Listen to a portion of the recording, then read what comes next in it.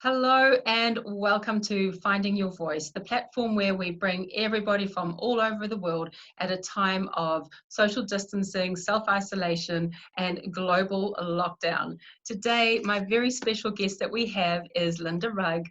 Linda is a keynote speaker on resilience. She has experienced sexual and physical abuse, has gone through the incredibly traumatic experience of losing her husband to suicide, and understands the frustration at not being able to get ahead in life, but has learned how to cope with adversity to lead a life that is now so much more productive and more fulfilling than ever, and is now living her impossible dream.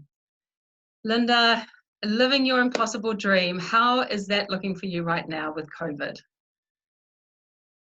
To me, life hasn't changed all that much with COVID because I normally work from home anyway, so I'm used to being at home.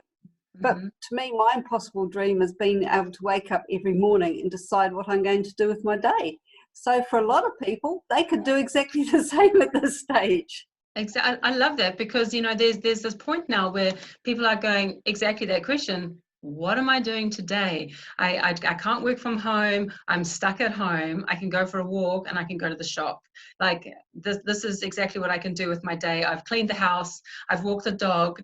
I saw this meme of this dog that was up on the top of a kitchen cabinet going, no, I've already been walked by every single person in this household, and I had to laugh because I was like, we are trying to find something to fill our day with, and even the animals are now getting affected by the amount that we're wanting to walk them, right?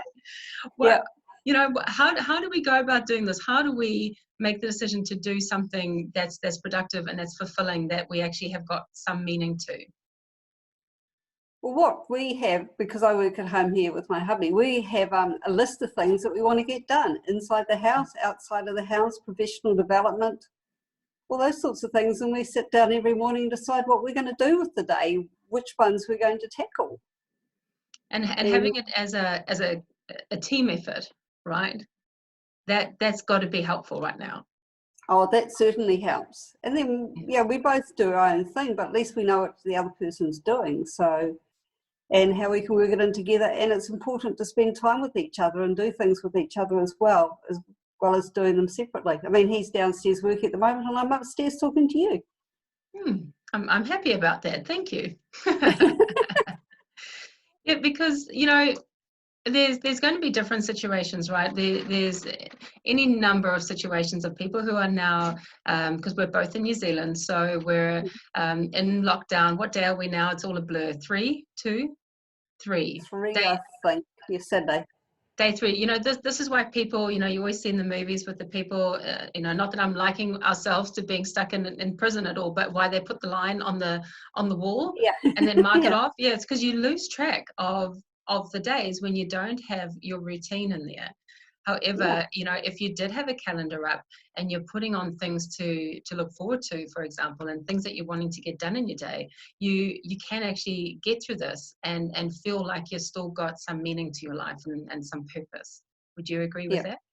Absolutely. Yeah, I'm just hoping that I'm going to get everything that I want to get done in that time. Which probably won't happen. How long is your list? You sound like you've got a really, really long list. I have it. It's more the stuff that I don't want to do. Like I enrolled in a LinkedIn course about 3 or 4 days ago because I know that's something I need to do. Yeah. And I've had one go at it so far. I keep on thinking, I've got to get back to that one. But I'm finding all these other things to do instead. Right. And so are you still procrastinating, are you saying? Just finding other things to do. I like your reframe. Good. I just decided Monday will be a good time to do that. I'll just do these other things that I want to get done first. Yeah, but I do the same thing. I've got something really dark and looming that I've really got to get done, and I'm like, well, I understand that I've got to do that thing, whatever it is. But sometimes you actually just need to clear the pathway to be able to do that. And sometimes it is just doing those little things like, for me, I need to vacuum my house. I need to tidy the kitchen. I need to, do 1, 2, 3, 4, 5, 10 other things. And then I'm going to be in that space where I'm going to have some kind of clarity. I'm going to have some peace of mind that, okay, now when I sit down to do this big thing that I've got to be doing, I have now removed all the all the static everything else that's going to hold me back, and I can now focus entirely on what it is that I want to do or need to do or have to do, right? Yep. No, I fully agree with that. Yes, I'm Mm. not. So that's what I'm doing. I'm not procrastinating. I'm doing that. Exactly. Now, your life story that I just mentioned at the start, it's been a pretty full-on experience for you, right? And has really Yeah. taught you, like what we've discussed, and I've heard you speak about as well, is resilience.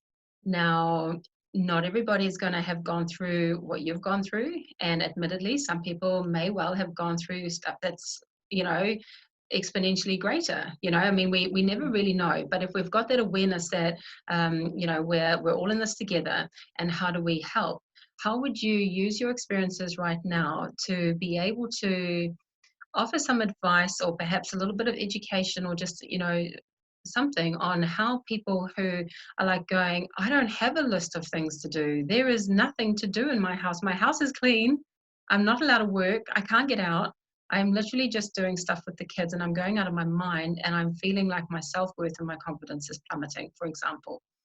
What, how would you like to just talk a little bit about resilience and your experience with that? Um, that's a sort of difficult one when you're talking about not having things to do, because there's always things to do. And a lot of what my first few days have been taken up is in doing things for other people. I've done a whole lot of cooking and baking stuff to put in the freezer, so that if anyone needs something in a hurry, it's there, or I at the love end that. of the whole thing. So sometimes when we don't have anything to do, it's because we're thinking of ourselves and not others. Mm-hmm. And also there's going to be others, at home, and they've got children who just need somebody to talk to, somebody to bounce ideas off. And I know that there's been quite a few people that I've seen come up on Facebook who do homeschool their children, and they have great ideas about what they can do to help with them, and what they can do to keep them busy. So people need to sort of, if they're feeling alone, tune into those things. Mm-hmm. Yeah. I like your idea about preparing food in advance, because what you're doing is you are going, look, this is our situation right now, and I'm getting myself into the energy of helping other people, because I myself am in an okay state right now. I'm not needing help, as it were, right now, but I'm in that space of how can I give back to others, okay, which we may or may not have done before COVID, right?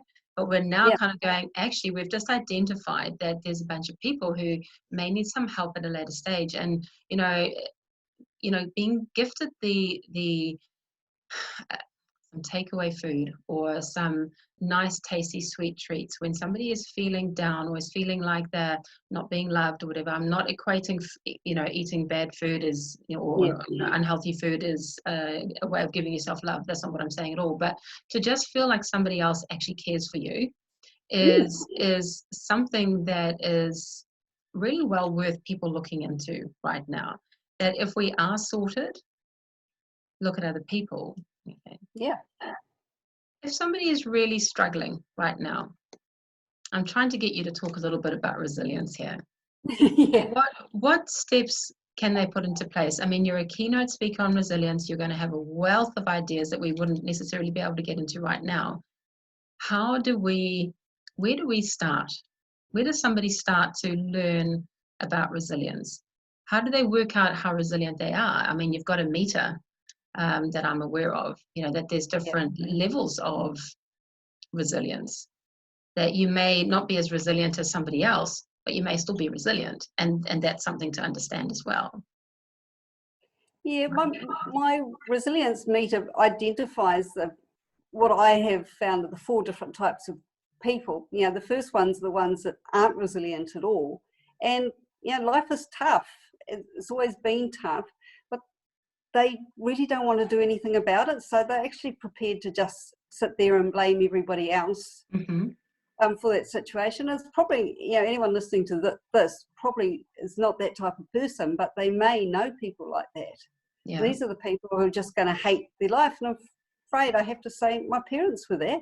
Yeah, neither of them enjoyed their life. And so they weren't particularly resilient at all. And then you get the people who, like where I was after my husband had committed suicide and I was dealing with all the other things, that I didn't like my life, but I did want to change it, but I didn't know what to do and how to do it. And when I look at that, I was actually pretty good. I was practically very resilient, but emotionally, I was an absolute mess. Yeah. And it was the emotional stuff that I needed to work on. Big one being getting to actually accept myself and like myself for who I was. Yeah. And then the third stage in the meter is the people who have reasonably good practical and emotional resilience, and on the outside, life looks pretty good. They've done quite a lot and there's other things they want to do, but there's still something missing in life. And they're just actually prepared to accept the status quo at this stage because they don't know what it is. They haven't identified it. So it's just too hard. So, yeah, and that may be the way that they continue their life. And then there's the people who have really had a look at all these different factors and decided what is holding them back and worked on it and got through to the other side. And now, life is pretty good. They're very content. They're very happy with what they are. They know what's important in life and what's not important. And they've got lots of dreams and goals for the future, and they know that they'll get to and do them when they're ready. But at the moment, they're quite happy with what they are. And one of the things that I've always said is that to us, wealth is measured in time and not money. Time to spend with our friends and family, do things like baking and cooking for other people. And used to be time to travel the world. At the moment, that's not happening. But we can still walk, still do the walking. I can't actually walk along the beaches and climb the mountains at the moment because there's none of them close enough. But that will happen again in the future. Yeah. And so there's a couple of things that came out of that I was I'd really like to see whether we can actually talk just a little bit about is with resilience. You mentioned that there is physical resilience and emotional resilience. That I found really intriguing. So we banter this word resilience around, and we just think that it's just for one thing. You as a person are resilient, or you're not. But now you're saying that there's actually emotional resilience and physical resilience. I'd love for you to be able to, if you can, talk a little bit more about that. And then my second thing is you've got a meter, and now I have seen a visual of it, but, are you able to talk about whether or not, like if you're in the first category of people, can you move into the next category? Do you fluctuate between the different levels depending on what life's throwing at you right now? So could you previously, before COVID, have been someone who you deemed was really resilient, and now this has hit you and this is a new thing and you're like, oh, I'm not, like, I don't know how to deal with this? Like, does the meter move? Oh, hang on, I can't hear you.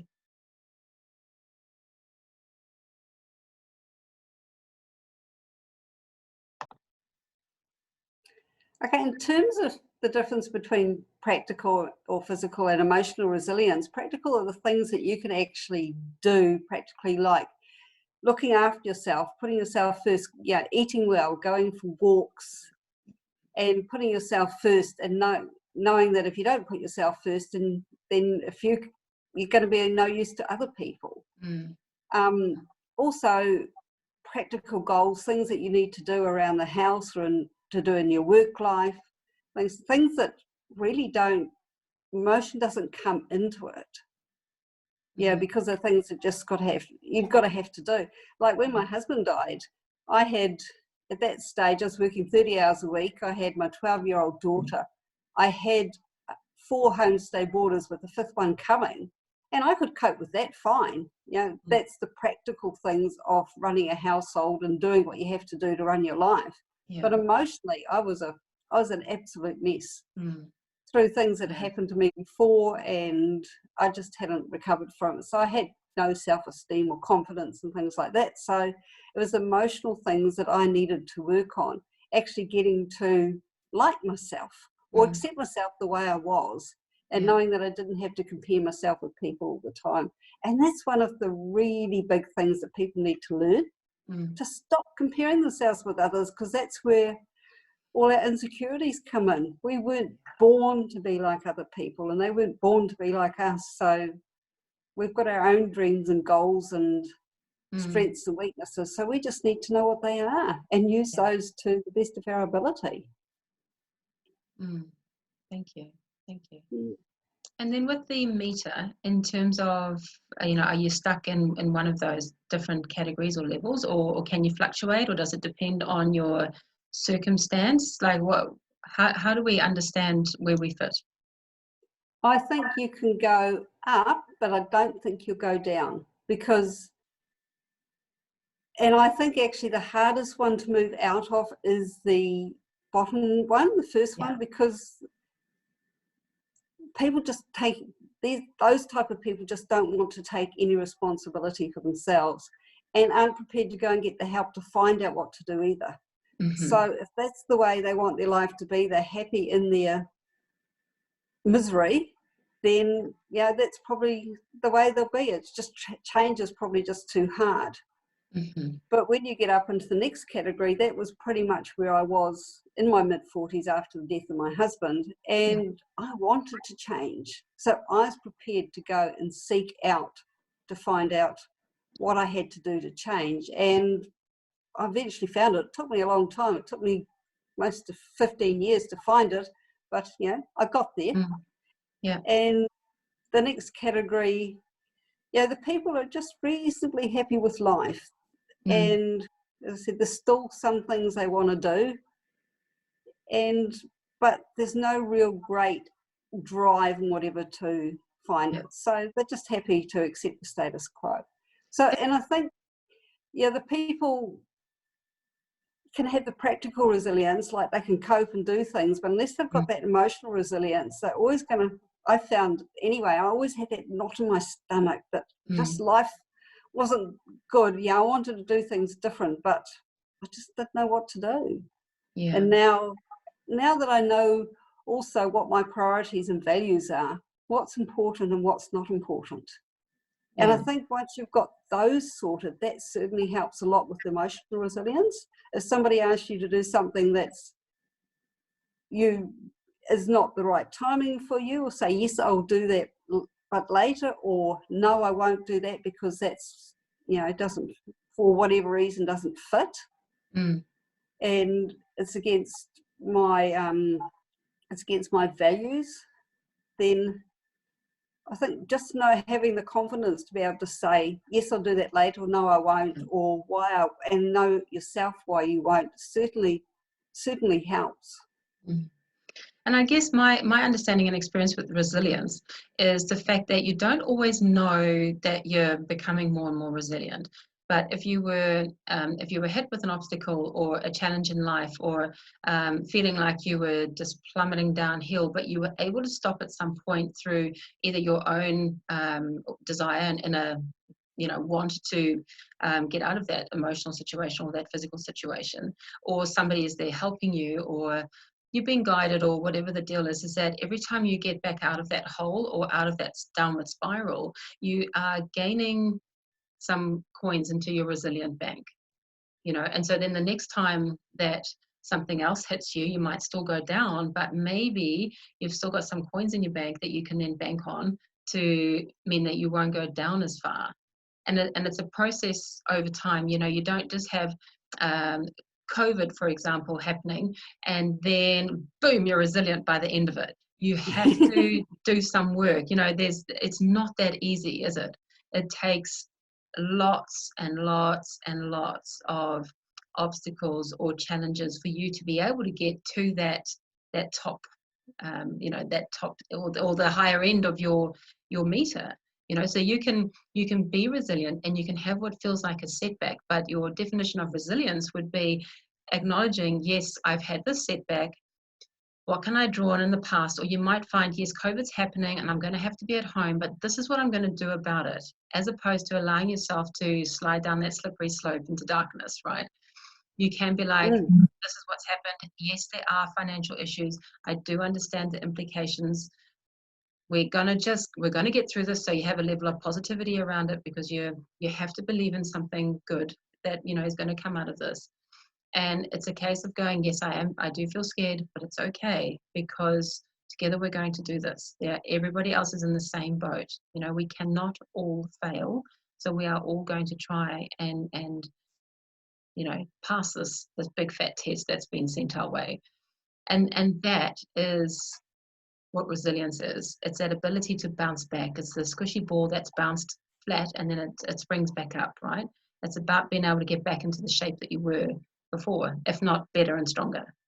Yeah, it definitely needs to be better and stronger than before, not going back to exactly where you were. Otherwise, you're just not getting there. I think with any stressful situation, you need to ask that question, what can I learn from this? Not why did it happen, but what I can learn from it. Because what makes you I always say, what makes you a victor, where why makes you a victim. Especially if you stay, you can ask that why, but then what can I learn from it? And what can I do differently next time?